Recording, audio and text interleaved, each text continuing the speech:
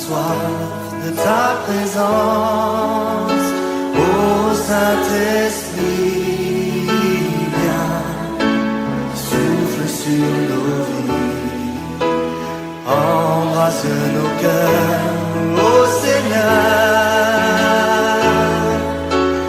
aide-nous à discerner ta volonté.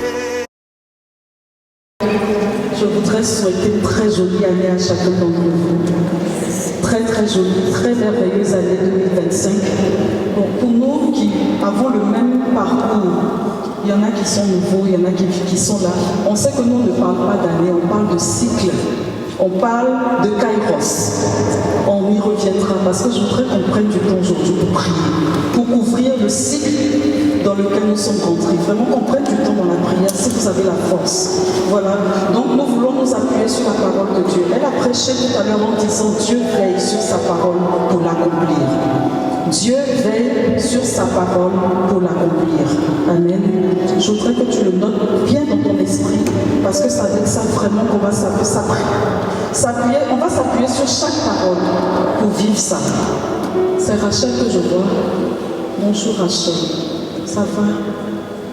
Que Dieu te fortifie. Il y a aussi. Cette année est une belle année pour nous. Nos bien-aimés sont partis là. Et ils sont au ciel et nous font du bien par leur prière. J'en plus un ange qui veille sur moi depuis quelques mois, depuis un mois seulement d'ailleurs. Donc vraiment gloire à Dieu. Je voudrais que dans notre équipe, la mort ne soit pas un drame. Vraiment, je vous en prie. Mais que ce soit, qu'on s'assure que nos bien-aimés et nous-mêmes, lorsque nous partons bien. Nous partons dans la grâce de Dieu. Le thème qui nous rassemble, El Hassa. Je sais que tu ne sais pas ce que ça veut dire, mais ce n'est pas grave. Tourne-toi vers ton voisin et dis El Hassa. C'est le cycle dans lequel nous rentrons. El Hassa. On ne parle pas en hébreu, mais on va aller faire des cours d'hébreu. El Hassa. Le Dieu de l'accomplissement. Alléluia. Nous entrons dans l'ère de l'accomplissement. Depuis l'année dernière, nous avons parlé des portes ouvertes. Depuis 2024, nous sommes rentrés dans le cycle des portes ouvertes. Un cycle qui nous accompagne, on va y revenir. Et dans ce cycle des portes ouvertes, ce cycle du waouh, elle était obligée de rentrer, elle était de passage, donc elle est rentrée. Elle a pris son avion le 2, puisqu'elle travaillait le 3. Elle arrive au travail le 3. Et puis, elle vit une expérience là. Je ne peux pas vous rendre le témoignage pour l'instant. Elle dit, quand ça s'est passé, elle a fait waouh, c'était tellement surprenant, tellement choquant. Et puis, dès qu'elle a dit waouh, elle dit, c'est le waouh de Sœur Annie. Il faut qu'elle sente le waouh. Et puis, elle m'appelle tout à l'heure avant que j'arrive. Et puis, elle cherche le waouh. Quand elle me raconte, moi, je fais waouh, waouh. Elle dit, voilà, toi, tu dis 2 fois waouh. Moi, je dis une seule fois. Mais tu vas sentir le waouh dans ta vie. Et j'étais contente, hein, mais je ne vais pas vous rendre ça maintenant. Mais je me suis rendu compte qu'en fait, Dieu est attaché à sa parole. Il faut que cette année-là, dans ce cycle-là, nous apprenions à parler Dieu. Amen. Que nous apprenions à parler de la part de Dieu. Et que nous apprenions à parler la parole de Dieu sur nos vies. Merci à ceux qui écrivent. C'est essentiel. El Hassa. Acte 2, le verset 32 dit, ce Jésus, Dieu l'a ressuscité. Nous tous, nous en sommes témoins. Nous tous, nous avons à faire l'expérience du Jésus ressuscité. Ce Jésus. Si tu n'as rien compris aujourd'hui, marque dans ton cahier ce Jésus et marche avec ça. Nous en sommes témoins. Élevé par la grâce de Dieu, il a reçu du Père l'Esprit qui était promis. Il l'a répandu sur nous, ainsi que vous le voyez et l'entendez. David, en effet, n'est pas monté au ciel, bien qu'il dise lui-même, le Seigneur a dit à mon Seigneur, siège à ma droite, jusqu'à ce que je place tes ennemis comme escabeaux sous tes pieds. Que toute la maison d'Israël le sache donc avec certitude. Dieu l'a fait Seigneur et Christ, ce Jésus que vous avez crucifié. Alléluia. J'ai voulu regarder cette expression, ce Jésus, dans plusieurs Bibles. Donc j'ai consulté 33 versions de Bible pour voir s'il y avait une Bible qui disait autre chose que ce Jésus. Pour ne pas que je me trompe en venant vous dire ce que je pensais en entendant ce Jésus.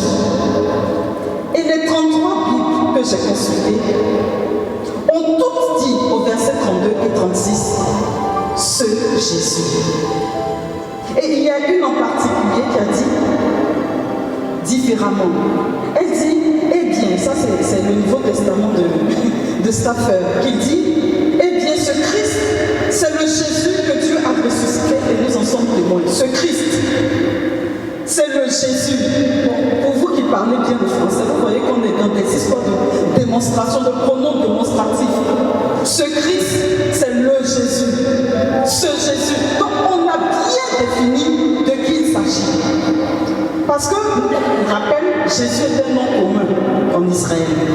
Même nous en Côte d'Ivoire, on a Jésus. Jésus voici au bout. Donc dans toutes les villes, il y a quelqu'un qui s'appelle Jésus. Et ce Jésus-là, il fallait qu'il soit distingué. Pour ne pas qu'on se trompe de Jésus, lorsqu'on dit Jésus, il y avait beaucoup de personnes qui s'appelaient Yeshua. Et avant lui, il y avait Josué. C'est la même chose, c'est le même nom. Donc, vous savez des Jésus partout. Et n'oublions pas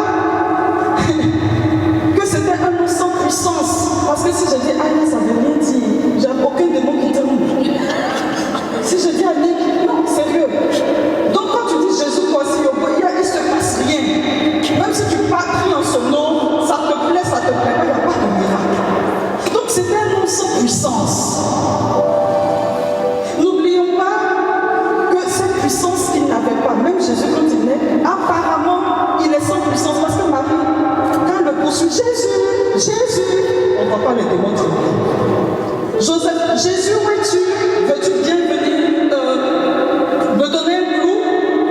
On ne voit pas les démons trembler, on ne voit pas les malades guéris. Donc jusque-là, le nom de Jésus semblait banal, commun, caché. Et il a fallu que le Saint-Esprit le manifeste. Et déjà, à sa naissance, quand Marie va au temple avec Joseph, Siméon et Anne le reconnaissent. Parce que n'oublions pas qu'il n'est pas banal ce Jésus. Il est conçu du Saint-Esprit. Et il était conçu sous l'ombre du Très-Haut. Et partout où il passait, il faisait du bien. À l'âge de 12 ans déjà dans le temple, on était fasciné par la clarté de son enseignement. Ça, il ne faut pas l'oublier. Donc Jésus était un vrai homme. Et ça, c'est important qu'on ne l'oublie pas. Il était un vrai homme. Et on le confesse dans notre credo. C'est un vrai homme. Mais ce Jésus, ce n'est pas n'importe quel Jésus. C'est une personne remplie de l'Esprit Saint. Luc 3, 21, 22. On dit comme tout le peuple se faisait baptiser. Et qu'après avoir été baptisé, lui aussi Jésus priait. Le ciel s'ouvrit. Alléluia. Pour que la puissance se manifeste, il faut que le nom Jésus soit enraciné, enveloppé, touché, marqué, consacré par l'autorité du Saint-Esprit. Jésus priait, le ciel s'ouvrit, le Saint-Esprit, sous une apparence corporelle, comme une colombe, descendit sur Jésus. À partir de ce moment, alléluia, et regardez ce qui se passe. À son baptême, quand le Saint-Esprit descend sur lui sous la forme d'une colombe, c'est d'ailleurs pour manifester le ministère qu'il va exercer. La colombe, on se rappelle, on se souvient, Genèse 8, versets 6 à 12, alors qu'il y a le déluge, c'est la colombe qui va être l'animal avant-gardiste pour annoncer que le déluge est terminé. Et quand elle vient la première fois, c'est avec un rameau, la première fois elle rentre comme ça, la deuxième fois avec un rameau d'olivier. Ce n'est pas le thème d'aujourd'hui, mais c'est important de l'avoir à l'esprit. La colombe est le symbole justement de la paix et de la réconciliation avec Dieu. Et Dieu va dire à Noé, je ne maudirai plus jamais la paix. Genèse 8, verset 21. L'homme Jésus est désormais investi du Saint-Esprit. Il va opérer dans le surnaturel de manière plus tangible. Sa messianité va apparaître progressivement. Luc 4, verset 1, on dit Jésus rempli d'Esprit Saint, donc il vient d'être baptisé, quitta les bords du Jourdain, dans l'Esprit, il fut conduit à travers le désert. Luc 4, verset 14, lorsque Jésus, dans la puissance du Saint-Esprit, de l'Esprit, après avoir combattu dans le désert, revint en Galilée, sa renommée se répandit dans toute la dans toute la région. En Luc 4, 14, je ne sais pas quels sont les miracles qu'il a fait déjà pour que sa renommée se répande. Mais toujours est-il que lorsqu'il revient dans la puissance du Saint-Esprit, sa renommée se répand. Et lui-même va déclarer verset 18. Ah, l'Esprit du Seigneur est sur moi, parce que le Seigneur m'a consacré par l'onction. Alléluia. L'onction va faire de Jésus une personne extraordinaire, un homme extraordinaire. Et là, il va commencer à faire toute la différence. Matthieu 7, verset 28-29. On dit que les foules restèrent frappées de son enseignement, car il les enseignait en homme qui avait autorité et non pas comme leurs scribes. Marc 1, 27, je reprends tout ça. Ils furent frappés de stupeur et se demandaient entre eux, qu'est-ce que cela veut dire? Voilà un enseignement nouveau, donné avec autorité. Il commande même aux esprits impurs et ils lui obéissent. Nous sommes au début du ministère. Luc 4, 36-37. Ça va plus loin. Dit, tous furent saisis d'effroi. Jésus parle, puis les gens sont saisis d'effroi. Et ils se disaient entre eux, quelle est cette parole? Ils commandent avec autorité aux puissances et aux esprits impurs et ils sortent. Et la réputation de Jésus se propageait dans toute la région. Frère, ce Jésus est un homme extraordinaire et exceptionnel. Jésus a fait de nombreux miracles. Et pour les raconter, chaque évangile a choisi l'angle qui rejoint son champ missionnaire. Et quand on regarde, chacun dit ce qu'il porte par rapport au peuple à qui il s'adresse. Matthieu s'adresse à des croyants d'origine juive. Donc pour lui, le premier miracle de Jésus, c'est la guérison d'un lépreux. Tout ça c'est important, il faut bien noter. C'est avec tout ça qu'on va prier. Lépreux, à cette époque, était un véritable mort-vivant.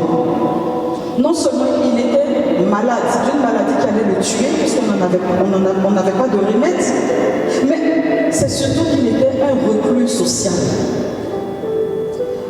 Je consultais un test qui dit, dès que le diagnostic de la lèpre était posé, on expulsait immédiatement le malade hors de sa famille et de sa communauté. Et il ne pouvait plus entrer dans la ville. Imaginez. Il était condamné à vivre seul en race campagne, de se couvrir de haillons et de ne pas se peigner les cheveux pour qu'on le reconnaisse comme des cruels, de se mettre un bandeau sur la bouche et de crier continuellement en marchant, impur, impur. Que tu sois sa mère, que tu sois son père, son enfant, il est impur, tu ne peux pas t'approcher de lui. Et comme Matthieu dit que Jésus guérit un lépreux, il est en train de nous dire que Jésus-Christ est au-dessus de Moïse, qui avait déjà sauvé sa sœur Myriam de la lèpre, en Nombre 12, versets 9 à 16, et plus grand que le prophète Élisée, qui avait fait de même pour le général syrien, Naaman, en 2 Rois 5 et 14. Matthieu a voulu, par l'exemple de ce miracle, enseigner que Jésus était plus que. Frères et sœurs, quelle que soit la lèpre qui est dans ta vie, on va y revenir, le combat qui est dans ta vie, aujourd'hui on dit que la lèpre c'est un péché. Jésus, ce qui fait que tu es reclus, la circonstance de ta vie qui fait qu'on te met en arrière, et même dans nos familles, souvent il y a quelque chose qui fait qu'on est peut-être mal perçu, ce qui fait de toi le vilain petit canard. Jésus dit qu'il est capable de te faire un miracle concret et de te ramener à ton bonjour. Le premier miracle de Jésus dans l'évangile de Marc est un exorcisme, d'ailleurs dans l'évangile de Luc aussi. Marc s'adresse aux chrétiens de Rome, donc des chrétiens qui sont dans un environnement païen. Et Luc aussi s'adresse à des chrétiens d'origine païenne. Donc c'est important, ce sont des gens qui ont peur des démons, comme nous les Africains. On a peur des sorciers, des démons, des féticheurs, des je ne sais quoi. Je vois mes frères des Antilles, les camboiseurs. Apprenez-moi à dire ce mot parce que je vous aime de cœur. Je me promène dans ma clinique en Guadeloupe, mais je n'ai jamais su dire camboiseur. Garde tes affaires. Garde tes affaires. On a peur d'eux. Parce qu'ils ont un œil qu'on n'a pas. Et donc eux, ils sont des chrétiens comme nous. Donc quand Marc et Luc vont parler à ces personnes-là, il va faire un exorcisme par la puissance de sa parole. Jésus va faire un exorcisme par la puissance de sa parole pour mettre tout le monde en respect, pour dire qu'il n'y a aucun diable, quelle que soit sa puissance, quelle que soit son autorité, dans les enfers, dans les airs, dans les eaux, dans la nature, dans les arbres, dans tout ce que vous voulez, aucun n'est capable de faire quoi que ce soit un enfant de Dieu, parce que Christ est puissant. Et ça, c'est une réalité spirituelle et que vous pouvez dormir tranquille là où la tempête, même si les océans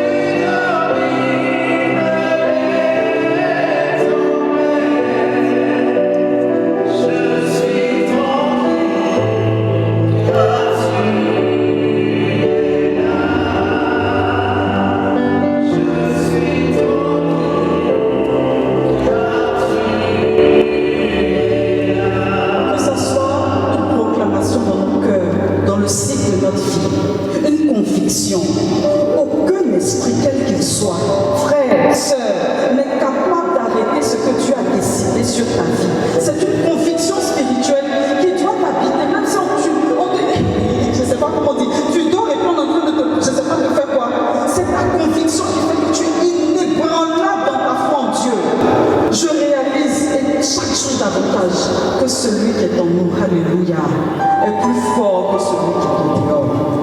Et ça, c'est quelque chose qu'il faut qu'on réalise et qu'on soit tranquille. Homme de Dieu, femme de Dieu, baptisé, chrétien, tu n'es pas n'importe qui. L'autorité de Dieu dans ta vie, quel que soit le champ spirituel dans lequel tu te trouves, tu peux dormir tranquille. Parce qu'il est fidèle à tes côtés et il prend soin de ton corps, il prend soin de ton âme, il prend soin de ton esprit. Avant au renouveau, on avait des chants, hein. Les nouveaux chrétiens ne connaissent pas. Peut-être que Cyril connaît. Mais le petit oiseau dans la fente du rocher dormait paisiblement, car il avait la paix, il a son maître Jésus, c'est la paix de bonheur, gloire à son nom, alléluia. Merci. J'ai dit qu'on allait prier en même temps, donc c'est ça. On reprend. Mais c'est là, chrétien, tout ça ce sont des proclamations sur notre année, donc vous ne perdez pas le temps. On dit, mais le petit oiseau dans la fente du rocher dormait paisiblement,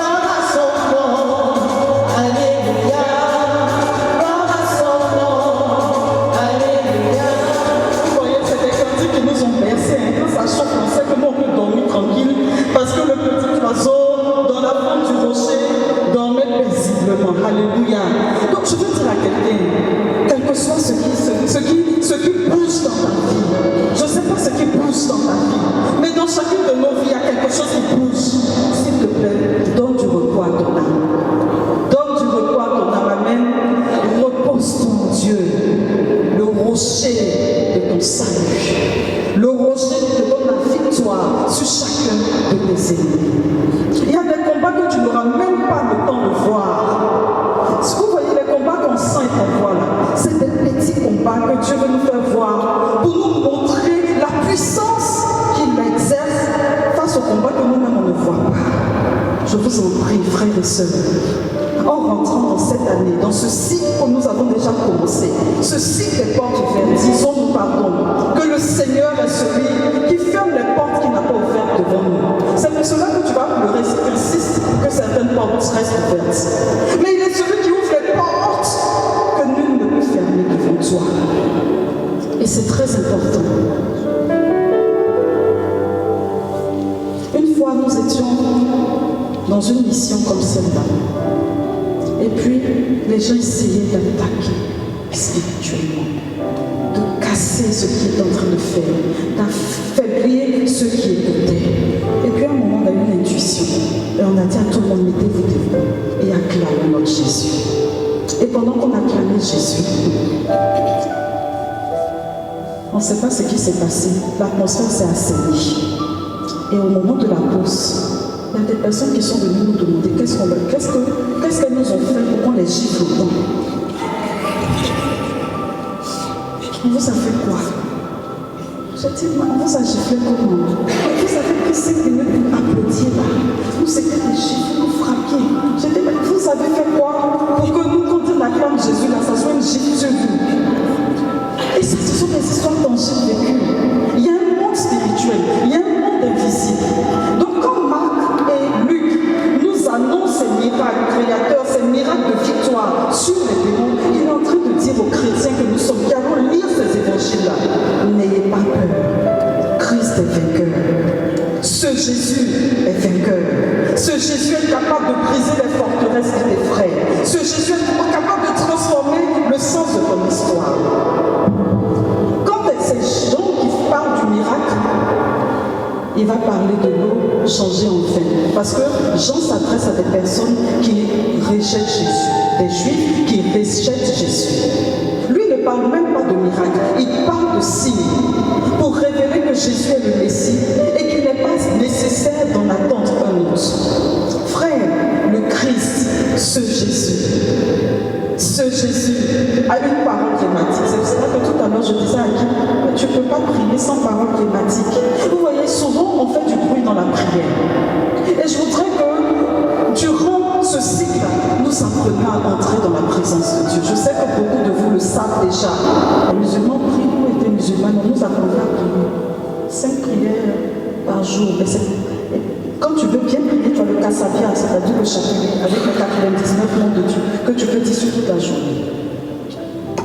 Chacun prie, les bouddhistes prient, ils font la méditation.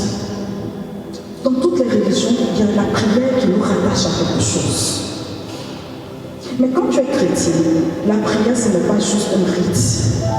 Même la liturgie n'est pas un rite uniquement. C'est un acte spirituel et mystique. J'espère qu'on aura le temps, une autre fois, d'en parler profondément. Mais ce qui se joue, il y a un moment d'éternité qui se joue dans la liturgie. Que ce soit la liturgie des heures, que ce soit la liturgie de la messe. Et dans nos assemblées de prière, ou dans notre vie de prière personnelle, il faut qu'on apprenne à rentrer dans la présence de Dieu pour découvrir ce Jésus et qu'il nous apprenne à prier.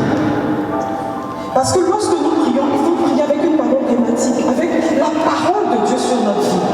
Elle dit non, je suis fâchée parce que Dieu nous a dit qu'il allait le guérir. Donc quand tu pries pour un malade, première chose à faire, Seigneur, que dis-tu?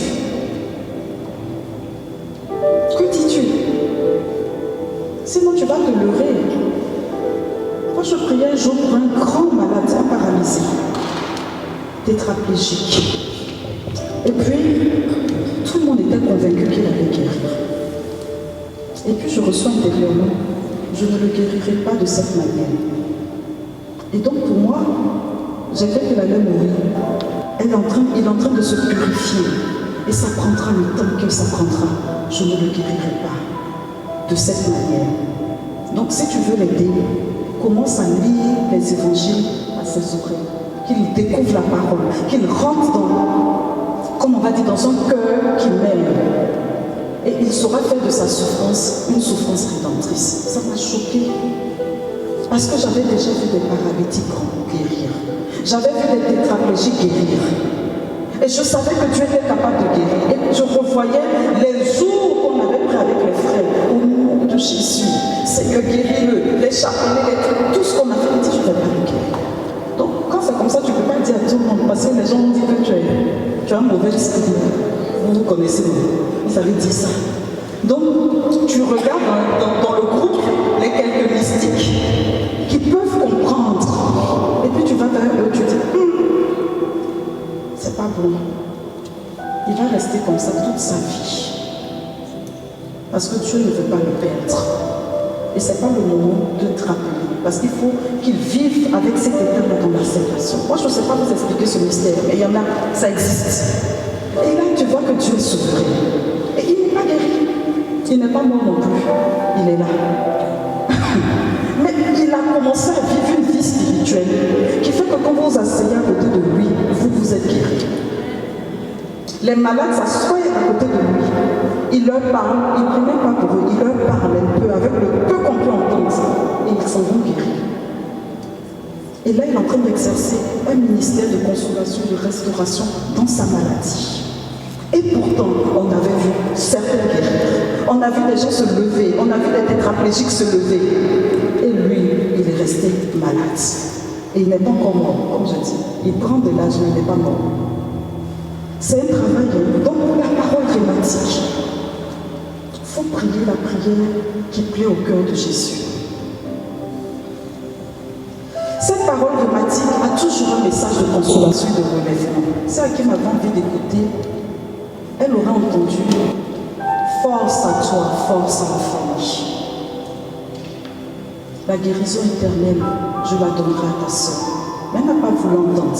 Même quand tu lui donnes des petites briques, elle se bloque. Et maintenant, elle dit, pourquoi on ne lui a pas dit? On ne peut pas te dire, tu es bloqué. J'ai même envoyé un de mes frères et fils prêtres. Elle dit, il a prié jusqu'à j'ai l'onction de Dieu. Mais voilà quoi. Donc, ayons pitié de nous-mêmes pour rentrer dans les plans de Dieu. Jésus pardonne les péchés, Matthieu 9, 1 à 8. Ça, c'est sûr. Il a une parole thématique qui nous parle. Jésus guérit. Et la Bible parle de multiples guérisons. Jésus délivre. On a multiples exorcismes. Je ne vais pas donner de référence. Jésus libère et il relève des situations. On a l'histoire de la Samaritaine, Jean 4. L'histoire de la femme adultère, Jean 8. L'histoire du fils prodigue, Luc 15. Jésus relève. Jésus défie les forces de la nature. La tempête apaisée, Luc 8, versets 22 à 25. La marche sur les eaux, Jésus marche sur les eaux. Matthieu 14, 22, 33. On pouvait voir qu'il était déjà Dieu et qu'il était capable de faire ce que l'homme ne peut faire. Jean 6, 16, 21. Et d'ailleurs, quand il apaise la tempête, quel est cet homme pour que même les vents lui obéissent? La pêche miraculeuse, on a parlé de l'eau changeant en vin. La pêche miraculeuse, Luc 5, verset 1 à 11, Jean 21, 1 à 24. Il a même ressuscité des morts. Marc 5, 21 à 43. Luc 7, 11 à 17. Jean 11, 11 à 45. Le figuier desséché, il parle et un figuier est totalement desséché. Matthieu 21, 18, 22. Marc 11, 12, 14. Ce Jésus multiplie les pains et les poissons. Marc 6, 30, 44. Ce Jésus paye miraculeusement les mots. J'aime cette partie. De ce Jésus qui paye miraculeusement les dettes. Et je prie pour que ce soit votre partage. Matthieu 17, 24 à 27. Ce Jésus investit les pauvres et en fait les héros de l'évangile. Luc 10, 1 à 20, Jean 21, 15 à 25. En fait, ce Jésus, il fascine, il dérange, il casse les côtes. Et j'aimerais que chacun de nous, en ce jour, épouse ce Jésus-là. Parce que ce Jésus est le Dieu de l'accomplissement. Le Dieu qui veille sur sa parole pour l'accomplir, pour l'exécuter, pour la faire agir, pour l'emmener à produire ce qu'elle relâche. Jérémie 1, 12, qui nous a partagé. Quand Dieu parle, frère, il faut poursuivre sa parole, il faut la saisir, il faut l'appliquer à votre vie. Que tous tout autour de vous disent ce qu'il veut dire. Mais toi, tu sais que tu as parlé sur ta vie. Et c'est sur ça que tu restes. Quand on a reçu les portes ouvertes, personnellement, dans ma vie, il y avait des portes fermées. Et je vous avais raconté ce 31 là que j'avais prié le jour de mon anniversaire en ouvrant les portes et en passant par les portes, en ouvrant les portes et en passant, en posant des gestes comme ça. Parce que le Seigneur me mettait sur le cœur les portes ouvertes. J'ai dit, mais Dieu, tu ne peux pas dire que la porte est ouverte et qu'elle va rester fermée. Et pendant que je pensais ça, au long de l'année, je reçois un enseignement de mon fondateur.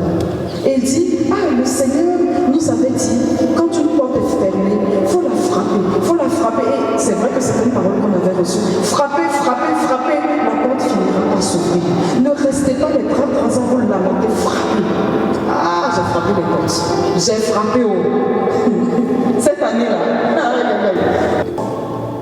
On a frappé, mais des portes insoupçonnées. Je n'ai pas le temps de vous raconter, je ne vous raconterai pas. Ce que vous avez déjà entendu le 31 là, c'est bon. C'est déjà un avant-goût. Maintenant qu'on vous invite à venir, parce que chaque saison a son message. Les portes étaient fermées. J'ai dit, tu pries pour des sujets, et puis chacun vient rendre son témoignage. J'ai eu ça. J'ai pas fait comme Aki m'a dit, je suis fâchée. J'ai dit, non, Dieu, c'est un présage. Si tu lui as donné, c'est que ça vient. Parce qu'il peut être un canal. Je suis pas une lecteur, je suis un canal. Donc si je suis le canal par lequel il a reçu, le canal ne peut pas ne pas être visité. Tu vas me donner. Et je priais. Et je proclamais. Je vous donne ces clés pour cette année. Je n'ai pas de prière qui se lamente. Frère, oui, Seigneur Jésus, s'il te plaît, va me donner. On n'a pas dit pleurnichon, on vous donnera. On n'a pas dit plaigneur, on vous donnera. On dit demander et vous recevrez. Frappez, on vous ouvrira. Cherchez et vous trouverez. Et ce Jésus, il est capable. Elle a ça. Ce Jésus, la parole, le verbe, le logos, le tabac, le Dieu qui a dit tout est accompli. Alléluia. Le Dieu qui a dit tout est accompli. Ce Jésus a accepté de mourir pour nous. Il a rempli sa mission au prix de son sang.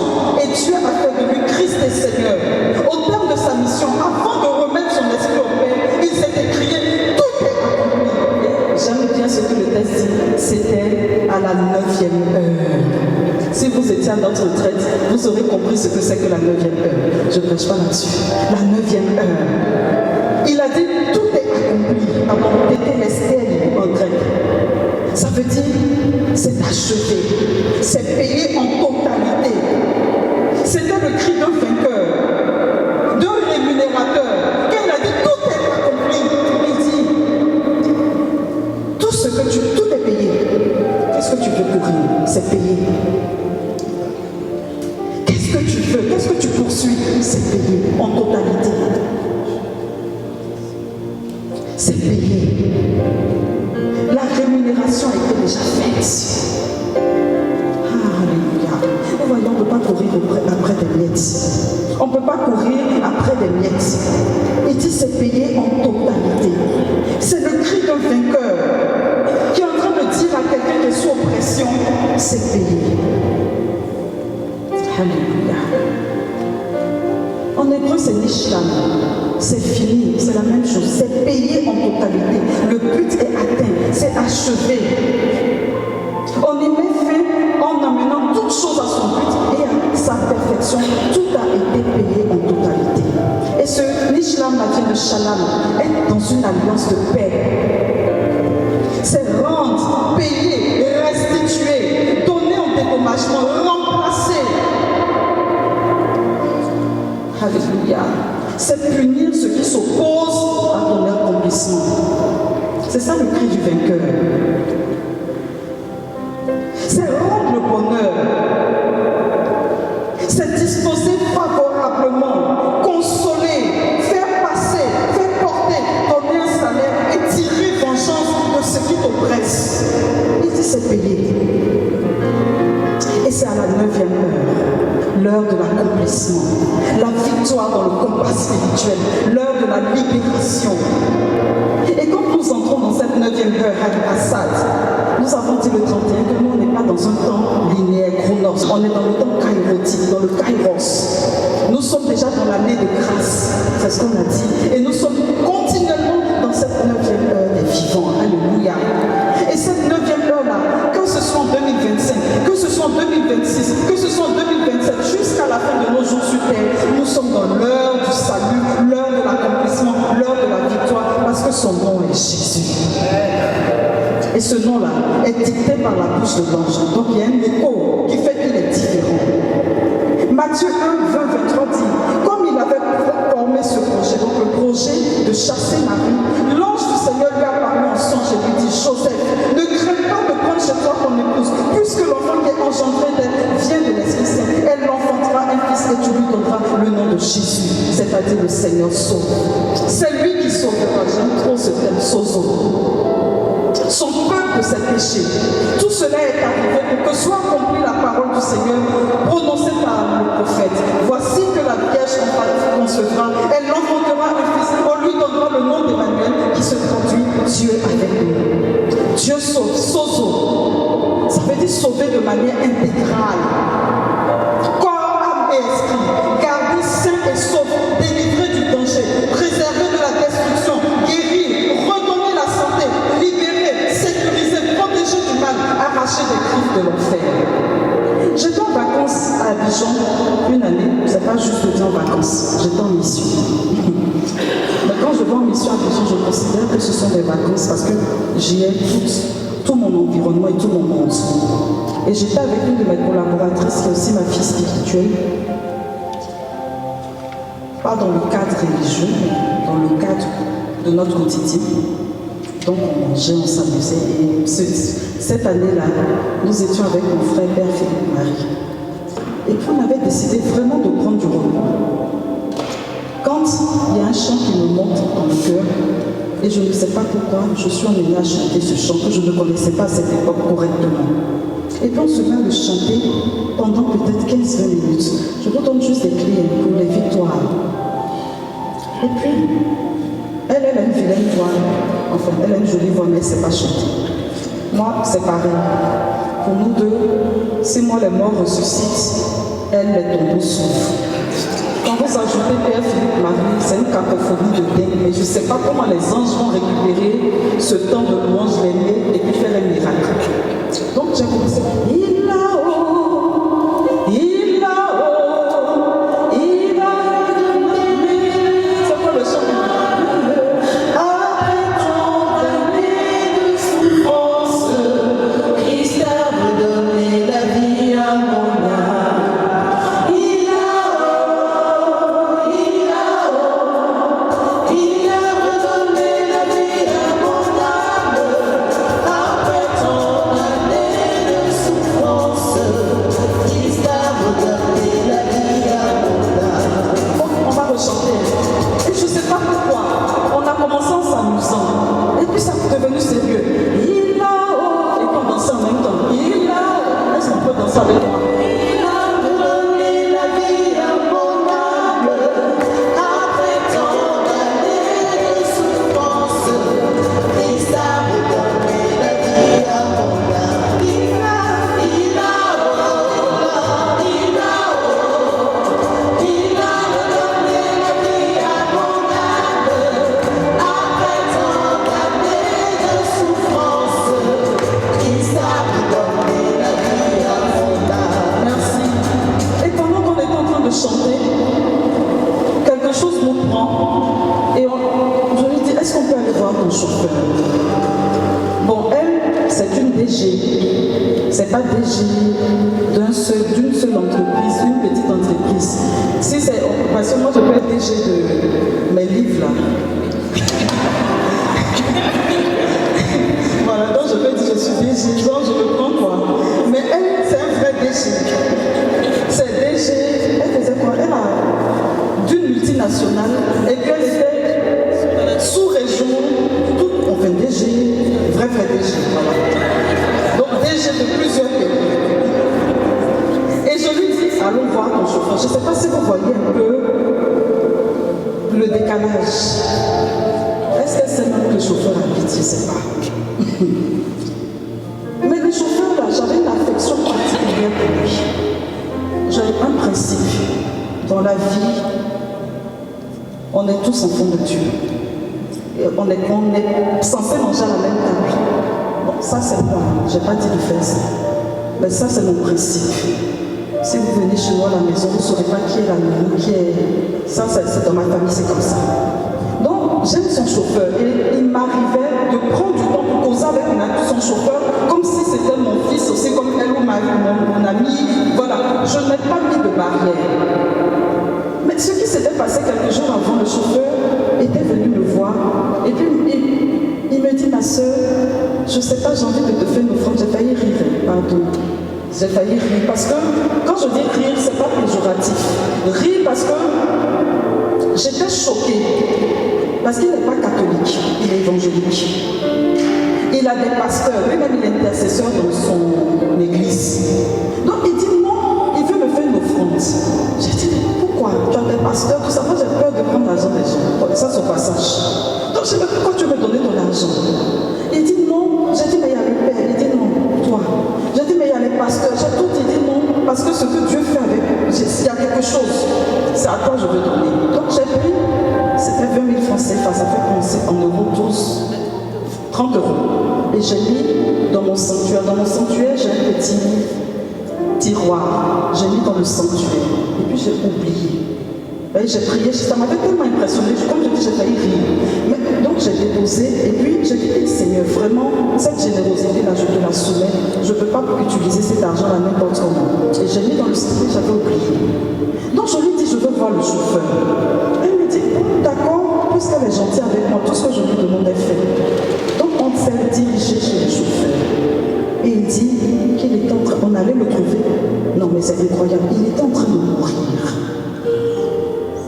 C'est-à-dire quelque chose était en train de partir de lui et il disait la souffrance qu'il était en train de vivre. Donc pendant que l'on chantait,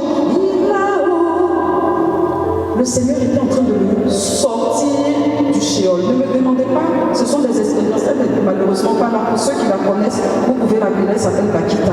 Elle va vous dire. Il est en train de sortir le monsieur de la mort. Et comme Hakim dit, Dieu est souverain. Il faut l'attendre. C'est-à-dire qu'il ne faut pas attendre Dieu là où tu penses que tu vas le voir. Il faut savoir l'attendre là où il t'attend toi lui-même. Parce que souvent, on veut que Dieu nous bénisse d'une manière. Je disais en riant le 31, ton ministère ne tombe pas, on ne roule pas.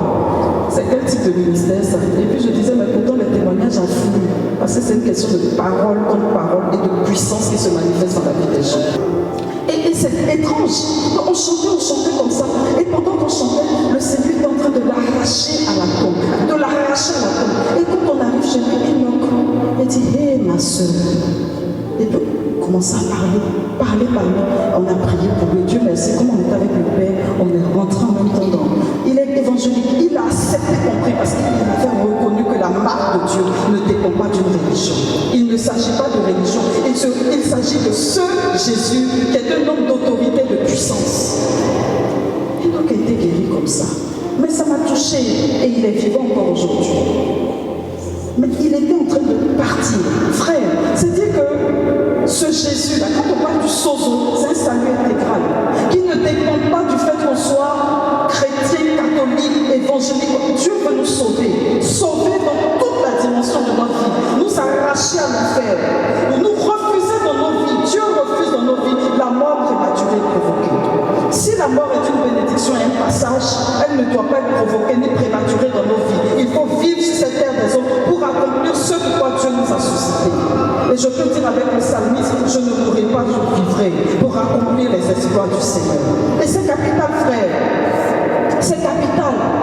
Ce sozo-là nous fait rentrer dans les promesses de Dieu telles qu'il a accomplies. Ce Jésus nous fait rentrer éternellement dans l'heure du salut. Et le salut, sauver, en fait, c'est la délivrance de l'ennemi qui moleste. C'est incroyable, hein? Le mot salut, la première définition du mot salut, c'est délivrance de l'ennemi qui nous moleste. Le deuxième sens du mot salut, sauver, là, c'est la conservation, la sécurité. 2 Corinthiens 6, 2. Car il est dit dans l'écriture, et cette écriture c'est Isaïe 49, verset 8. Au moment favorable, kairos, pas chronos, au moment favorable, kairos, le kairos dans lequel nous sommes, alléluia, je t'ai exaucé. Au jour du salut, sotéria, délivrance de l'ennemi, conservation, sécurité, au jour de la délivrance, je t'ai secouru. Et il il dit le Seigneur, le voici maintenant. Nous, non. En grec, ça veut dire déjà, présentement, aujourd'hui, à cette heure actuelle, le moment favorable, le kairos. Le voici le jour du salut. Et salut, Yeshua, en hébreu, on sait bien que c'est la délivrance. C'est le bien-être. Bien noter ces mots, pour que personne ne vous accuse quand vous priez et demandez ces choses-là à Dieu. C'est le bien-être. Yeshua, littéralement. Salut, délivrance, bien-être, prospérité, bonheur, victoire. C'est contenu dans le salut. C'est pour cela que pour moi, El Hassar, le Dieu qui accomplit sa parole, le Dieu qui exécute sa parole, n'est pas seulement celui qui dit tout accompli. Il est aussi Etzalar, c'est-à-dire le Dieu du succès. Il faut noter, tout ça c'est dans la Bible. Le Dieu de la prospérité, le Dieu qui fait réussir. Et c'est ça que je veux te souhaiter pour cette année et pour le cycle dans lequel tu entres. Et ça, le savoir en hébreu, c'est accomplir aussi. Ça veut dire aussi accomplir.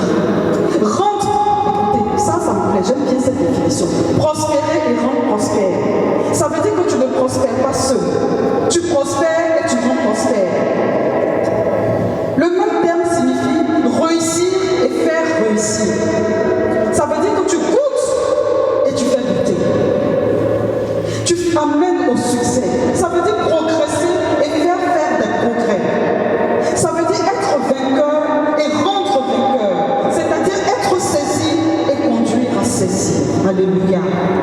Ce que le Seigneur veut pour nous, et ce mot-là, vous le retrouvez en Genèse 39, 2, 3, 23, par exemple. Mais il y en a plusieurs dans la Bible. On dit le Seigneur était avec Joseph et tout lui réussissait. Le Seigneur était avec Joseph et il prospérait. Et là, il vivait dans la maison de son maître égyptien. Ce dernier vit que le Seigneur était avec Joseph et faisait réussir tout ce qu'il entreprenait. Et c'est la même chose en prison. Joseph prospère en prison. Dans tous les lieux où tu te trouves, quelle que soit la réalité dans laquelle tu es, le Dieu de l'accomplissement veut te faire prospérer et te faire prospérer. Et je pense qu'on peut se donner ça comme feuille de route cette année, alléluia. Dire que je suis une porte ouverte moi aussi. Parce que Jésus dit qu'il est la porte. Et c'est notre programme divin depuis l'année dernière. Dans ce programme, Jésus annonce qu'il est venu proclamer une année de grâce. Une année de grâce qui a été ratifiée cette année par le pape qui nous ouvre les portes de l'espérance. Et les reines d'espérance, les portes du jubilé. Jésus dit qu'il est la porte des connus. Jean 17. Mais quand on va en Jean 19, Jésus dit, moi je suis la porte. Si quelqu'un passe en entrant par moi, il sera sauvé. Il sera sauvé. Il pourra entrer, il pourra sortir et trouver un pâturage. Je nous disais le 31 que le pâturage, ça porte le sens du rassasiement, le sens du repos, le sens de la sécurité. Vous voyez, ça revient continuellement, cette notion de sécurité, de délivrance, de restauration. On y trouve de la nourriture, on y trouve de la sécurité, on y trouve du repos. Trouver un pâturage, c'est être pourvu du nécessaire vital. C'est de ne pas manquer de ressources nécessaires pour notre vie en Dieu. Ce Jésus est souverain. Il est mort et ressuscité. Il est vivant. Et nous allons ce soir nous mettre sous sa grâce. Je vais vous demander un petit exercice. On va célébrer Dieu ensemble, on va nous prier. Je sais que tu as peut-être l'habitude d'aller dans des assemblées où on prie pour toi, où on prophétise sur ta vie, où on fait des choses que tu aimes, et puis il t'arrive de revenir et de nous dire que tu as l'impression que Dieu t'a menti, un peu comme Hakim a dit que Dieu ne t'a pas menti. Bon. Mais en fait, je voudrais que tu réalises que Dieu ne peut pas te mentir. Et qu'il est le Dieu du waouh, de l'extraordinaire. Le Dieu qui a décidé que notre ordinaire est un extraordinaire continuel. Une vie dans le surnaturel. Je sais que nous, catholiques, on a un style si bienveillant. On a des expressions à deux balles, pardon de dire ça comme ça, qui sont bien, elles sont vraiment spirituelles, mais souvent qui nous limitent. Je veux que tu aies l'image de Dieu, pas seulement comme ton Père, mais comme Dieu. Pour qu'on s'appuie sur le fait qu'on casse nos côtes habituelles, tout comme Jésus casse les côtes, pour rentrer dans une dimension surnaturelle. Et dans cette dimension surnaturelle, que chacun saisisse. La prochaine fois que tu viens ton témoignage. Il ne faut pas venir nous regarder et dire non, on a menti. Non, personne ne ment ici.